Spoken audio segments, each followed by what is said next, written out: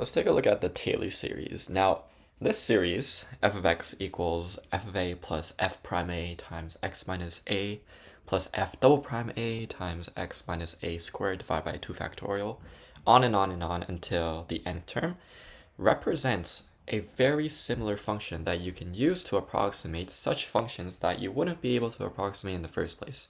So if we take a look at an example on the left side here, we have e to the x. Now, by hand, when we try to find the value of, let's say, e to the 2, we don't know how to approximate it. But using the Taylor series, we can actually represent it using 1 plus x squared over 2 factorial plus x cubed divided by 3 factorial, and you could go on and on to get even more accurate values. But the idea is you're using this to approximate values easily. And the Taylor series says that centered at a, we are able to approximate it. So in this case, a is equal to 0, so we are centering here. So our goal is to find and kind of concentrate towards that point. And we can adjust a, and if we say a is somewhere, let's say 10, then it would be even more concentrated towards this point, and then it would give a more accurate value within that point. Now, the center here deals with sine x. It's the same idea. We center it at x equals 0 with a equals 0. And we get a very, very close approximation near that point. And that could be represented as x minus x cubed divided by 3 factorial. And you can just keep going if you want to become more and more accurate.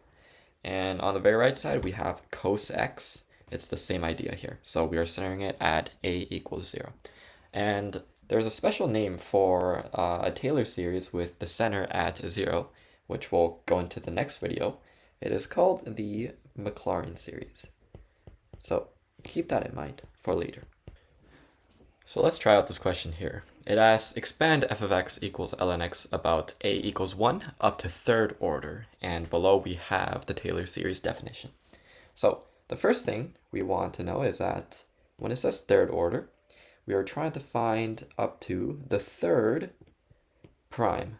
So it wouldn't be here, but if there was a f triple prime, this is how much we want to go into.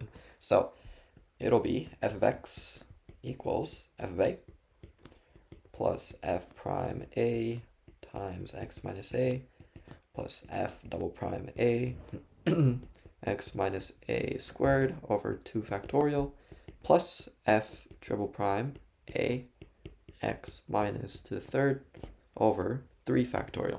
So this is the Taylor polynomial that we are trying to look for. Now, we know that a is going to be 1. And right now, we could substitute this in right away, but we wouldn't know the values of these derivatives. So let's first find that. F of x is equal to ln x. Then we get f prime x equals 1 over x.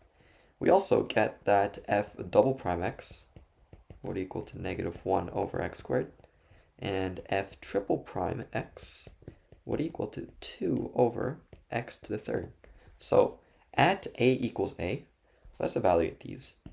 It would be f1 equals to 0. F prime 1 equals to 1.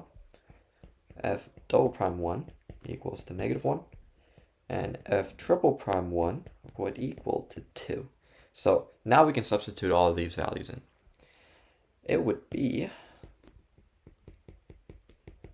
f of 1 plus f prime 1 times x minus a plus f double prime 1 x minus a squared over 2 factorial plus f triple prime 1 times x minus a to the third over 3 factorial.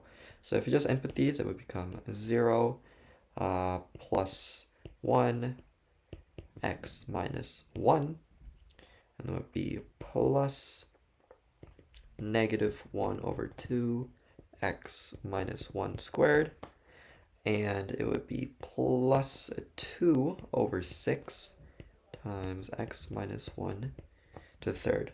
So if we were to expand this, we would finally get f of x equals x minus a minus 1 over 2 x minus 1 squared plus 1 over 3 x minus 1 cubed. So this would be our solution to expanding f of x equals ln x about a equals 1 up to the third order, right here.